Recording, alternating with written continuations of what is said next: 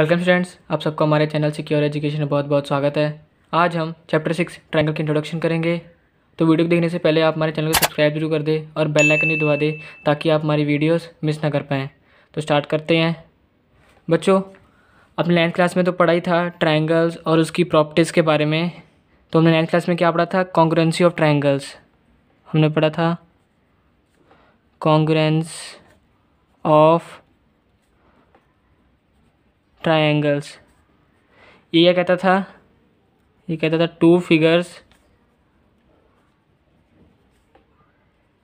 Are set to be congruent if they have same shape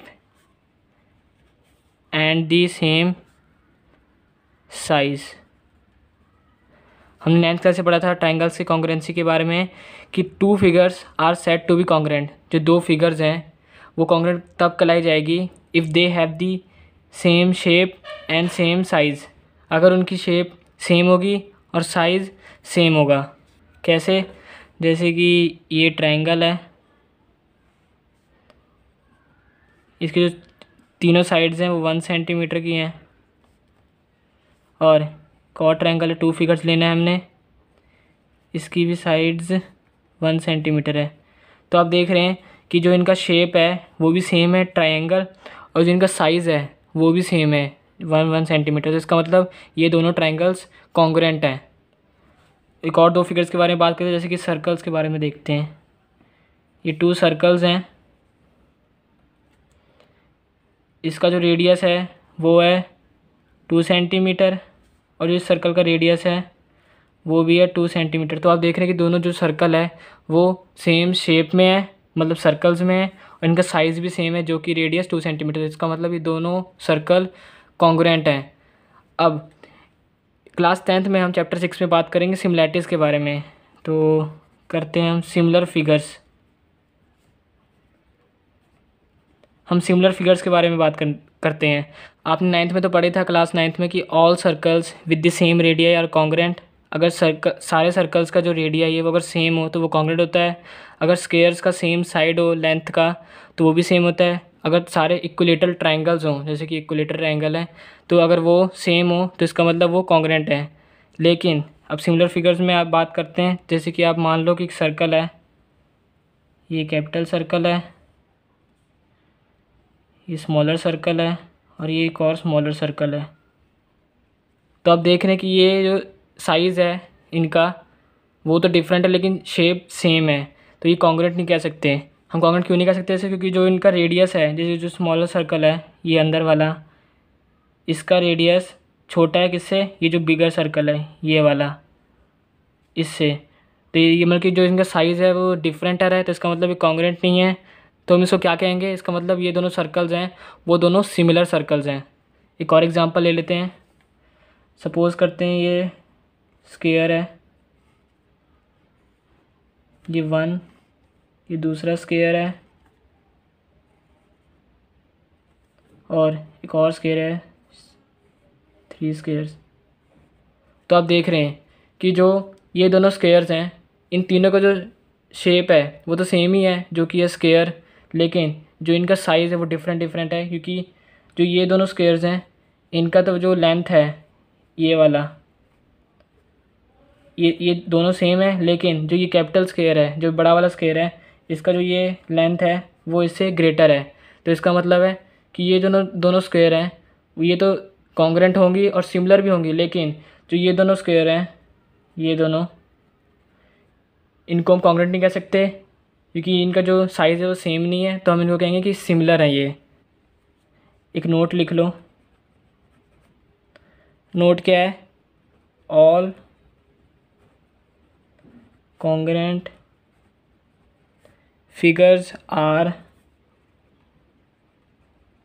similar but the similar figures need to be congruent।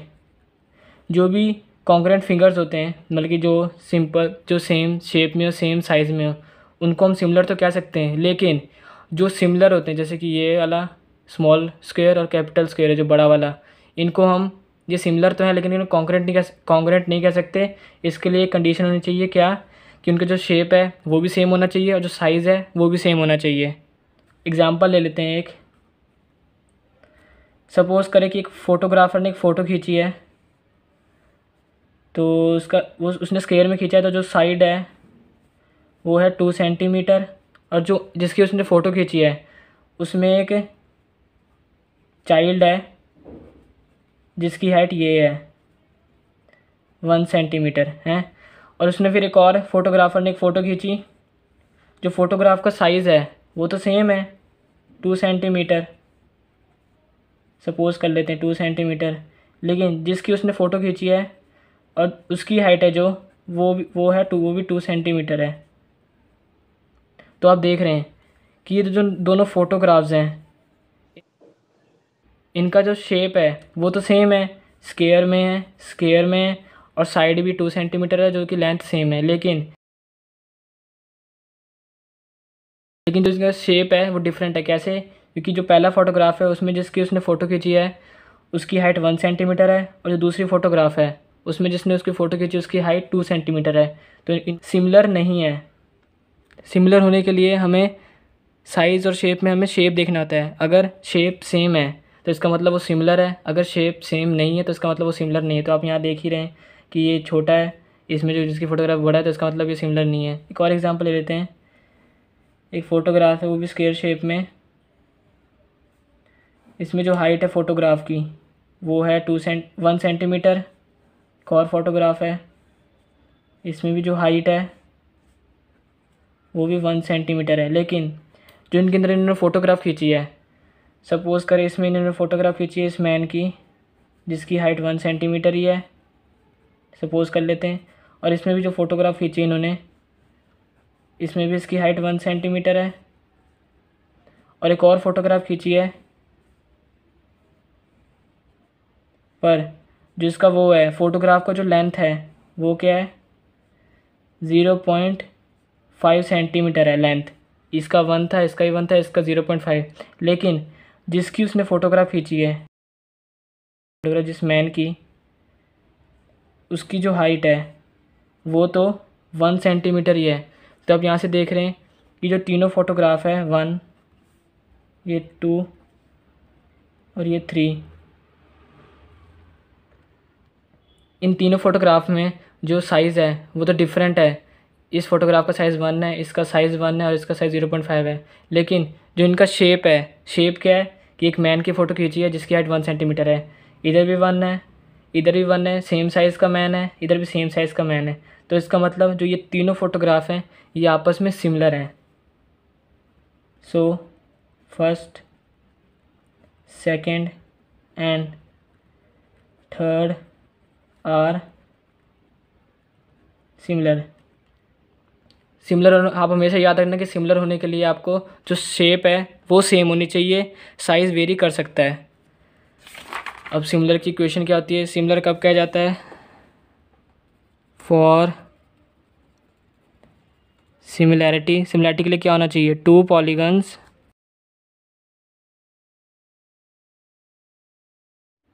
Polygons of the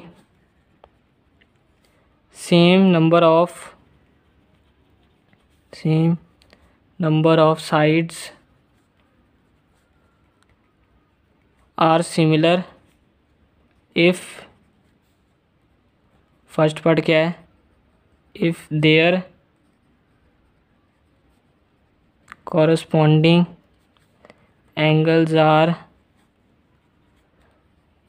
equal, एंड सेकंड क्या है? their corresponding sides are in the same ratio, या फिर हम कह सकते हैं और proportion, in the same ratio और प्रपोर्शन। मतलब सिमिलैरिटी के लिए क्या चाहिए? Two polygons of the same number of sides, दो पॉलीगन है अगर उनका नंबर ऑफ साइड सेम है, मतलब अगर एक क्वाड्रिलेटरल है तो दूसरा भी क्वाड्रिलेटरल है, अगर एक पेंटागन है 5 साइड्स वाला तो दूसरा भी 5 साइड्स वाला पेंटागन है, आर सिमिलर, वो सिमिलर कब होंगी, if their corresponding angles are equal, अगर उनके जो एंगल्स है करस्पॉन्डिंग एंगल्स, मतलब कि ट्रायंगल के जो तीनों एंगल्स हैं और दूसरे ट्रायंगल जो हम ले रहे हैं उनके तीनों एंगल्स अगर वो दोनों करस्पॉन्डिंग में सेम हो, और दूसरा क्या है, their corresponding sides are in the same ratio, और जो उनके साइड्स हैं वो सेम रेशो में हो या फिर वो सेम प्रोपोर्शन में हो। मैं बताता हूँ कैसे। लेट करते हैं क्वाड्रिलेटरल, कोई भी साइज़ का ले लेते हैं कि ये हमें जो शेप है वो सेम रखना है, साइज़ वेरी कर सकता है। ये तुमने दो क्वाड्रिलेटरल ले लिए तो इनके जो एंगल्स हैं वो भी हमें पता है। सपोज़ कर लेते हैं एक्स, ये एक्स है, ये वाई, ये जेड और ये ए, और इनके जो साइड्स हैं ये क्या है, ये 1 सेंटीमीटर है, ये 2 सेंटीमीटर, ये 3 सेंटीमीटर और ये 4 सेंटीमीटर। ये क्वाड्रिलेटरल ले लेते हैं, इसमें जो साइड्स हैं ये एक्स, ये वाई, ये जेड और ये ए, लेकिन जो इनके साइड्स हैं वो है 2 centimetre, 4 centimetre, 6 centimetre and 8 centimetre. तो आप देख रहे हैं कि दो क्वाड्रिलेटरल मैंने बनाई हैं ये सिमिलर है। कैसे बताता हूँ। हमें सिमिलर के लिए क्या चाहिए था, जो इनके कॉरस्पॉन्डिंग एंगल्स है वो सेम होने चाहिए। कॉरस्पॉन्डिंग एंगल्स मतलब ये एंगल है एक्स, तो इससे कॉरस्पॉन्डिंग ये एंगल है, तो आप देख रहे हैं दोनों एंगल सेम है एक्स और एक्स, और यहाँ पे भी जो ए है वो भी सेम है, Z Z same, Y Y same, तो इसका मतलब कॉरस्पॉन्डिंग एंगल सेम है, तो इसका मतलब ये सिमिलर है। और दूसरा हमें क्या देखना है कि जो इनके कॉरस्पॉन्डिंग साइड्स हैं वो सेम रेशो में होनी चाहिए। कैसे देखते हैं, पहले हम इसको वो कर लेते हैं, नंबरिंग कर लेते हैं, A B C D E F G H. आप देख रहे हैं कि जो एंगल है एंगल ए एंगल ई वो सेम है, वैसे एंगल सेम है।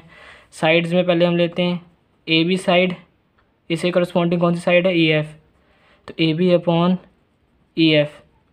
ए बी की साइड क्या है 1 और ई एफ की साइड 2, तो इनकी जो रेशो आ गई साइड्स की वो क्या आ गई 1/2। दूसरी साइड लेते हैं हम बी सी,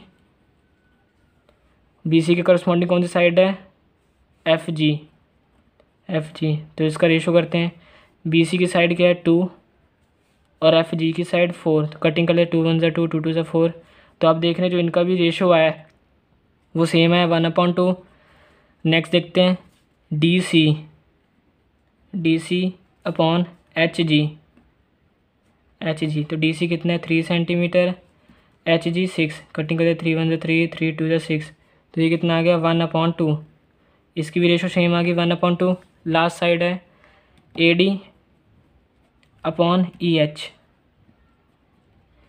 ए डी क्या है 4 centimetre and E H 8 centimetre, cutting कर लेते हैं 4 1 4 4 2 8, ये आ गया 1/2। तो आप देख रहे हैं कि जो क्वाड्रिलेटरल है इनके जो साइड्स का रेशो है वो सेम आ रहा है, ये एक साइड और इसकी साइड का रेशो सेम आ रहा है 1/2 1/2 1/2 और 1/2। तो इसका मतलब ये दोनों क्वाड्रिलेटरल कॉन्ग्रुएंट तो नहीं हो सकती क्योंकि इनका जो साइज़ है वो सेम नहीं है, लेकिन हाँ ये सिमिलर है। सो हम कह सकते हैं these two quadrilaterals are similar. आपको ध्यान रखना है सिमिलैरिटी के लिए यही रूल होना चाहिए कि जिनके ये याद रख लेना, जिनके जो करस्पॉन्डिंग एंगल्स हैं वो इक्वल होने चाहिए और जो करस्पॉन्डिंग साइड्स हैं वो सेम रेशो में होना चाहिए, मतलब सेम प्रोपोर्शन में होने चाहिए। जैसे इन सबका जो रेशो है वो सेम आ रहा है करस्पॉन्डिंग साइड्स का, तो इसका मतलब so these two quadrilaterals are similar, तो इसका मतलब दोनों क्वाड्रिलेटरल्स सिमिलर हैं। एक और एग्जांपल लेते हैं। अब हम लेंगे कि इनका जो जब एंगल्स सेम हो लेकिन जो इनके करस्पॉन्डिंग साइड्स हैं वो सेम ना हो। इसका एग्जांपल लेते हैं। सपोज़ करते हैं एक स्क्वायर है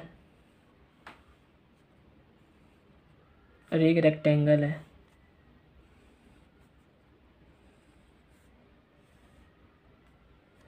तो जो इसका साइड, आपको एंगल तो पता ही है, स्क्वायर्स के जो एंगल्स होते हैं वो 90 में होते हैं, रेक्टेंगल्स के भी जो एंगल होते हैं वो भी 90 होते हैं। तो इसका मतलब इनके जो एंगल्स आ गए करस्पॉन्डिंग एंगल्स वो तो सेम आ गए, लेकिन साइड्स में डिफरेंट है। इसका 1 सेंटीमीटर है जो स्क्वायर है उसकी चारों साइड्स, लेकिन जो रेक्टेंगल है उसमें जो ये लेंथ है ये है 2 सेंटीमीटर और जो ब्रेथ है वो है 1 सेंटीमीटर। तो अभी आप यहाँ से देख रहे हैं कि जो इनके जो एंगल्स हैं वो तो सेम आ गए, A B C D E F G ये एच। तो इनके जो एंगल्स हैं, angle A angle E, angle B angle F, angle D angle H और एंगल सी और एंगल जी, इनके जो करस्पॉन्डिंग एंगल्स है वो सेम है, लेकिन जो इनकी साइड्स की रेशियो है वो वेरी कर रही है। कैसे, मैं आपको बता देता हूँ। ए बी लेंगे, A B side upon E F, A B E F, A B कितनी है 1, ई एफ कितना है 2, तो इनकी रेशियो क्या आ गई 1/2। अब लेते हैं बी सी और एफ जी, बी सी और एफ जी लेंगे तो बी सी कितना है 1 सेंटीमीटर और एफ जी कितना है 1, तो ये टोटल ये भी कितना, इसका रेशियो कितना आ गया 1:1। अब लेंगे ये D C upon H G, D C है 1 सेंटीमीटर, एच जी 2 सेंटीमीटर, इनकी रेशियो आ गई 1/2। लास्ट साइड है A D upon E H, A D कितने सेंटीमीटर 1 सेंटीमीटर और ई एच भी 1, तो इनकी रेशियो आ गई 1:1। तो आप देख रहे हैं जो इनकी करस्पॉन्डिंग साइड्स की रेशियो वो सेम नहीं है। दो साइड्स की रेशियो है 1/2 और दो साइड्स की रेशियो है 1/1 और 1/1। तो यहाँ से हमें पता लग रहा है, यहाँ से हम क्या कह सकते हैं कि these two quadrilaterals are not similar. ये दो क्वाड्रिलेटर वो सिमिलर नहीं है, क्यों? Because their corresponding angles are equal. इनकी जो कॉरेस्पॉन्डिंग एंगल्स है वो तो इक्वल है, but their corresponding sides are not in the same ratio।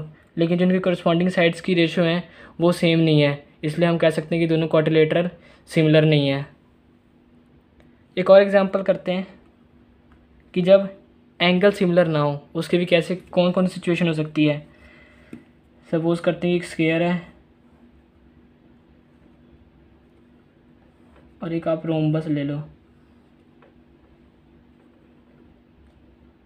Squares की जो साइड्स हैं A B C and D, E F G और एच, ये 90 हैं। ये तो आपको पता है सिमिलर हो नहीं सकती हैं। और जिनकी साइड्स हैं वो सेम है 1 सेंटीमीटर, ये भी 1 सेंटीमीटर।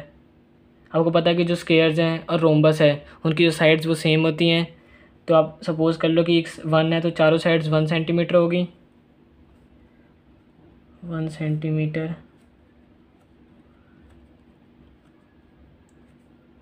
तो अब यहाँ से आप क्या देख रहे हैं कि जो उनकी रेशो है करस्पॉन्डिंग साइड्स की रेशो वो तो सेम है।